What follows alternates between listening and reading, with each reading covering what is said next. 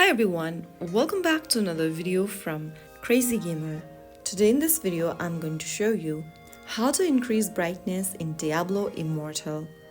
If you're finding Diablo Immortal too dark, especially during night times or in shadowy dungeons, adjusting the in-game brightness can enhance your visibility.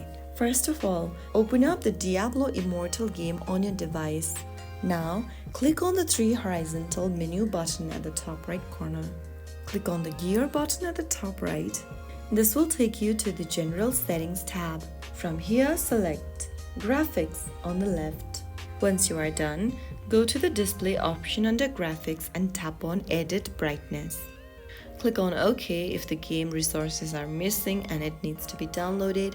Click on Accept. Once the download is complete, go ahead and tap on Edit Brightness once again, and then from there you can go ahead and adjust the slider until you achieve a comfortable level of brightness that suits your preference. So that was how you can increase brightness or adjust brightness on Diablo Immortal.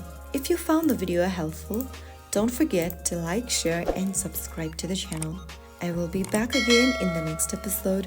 Thank you for watching.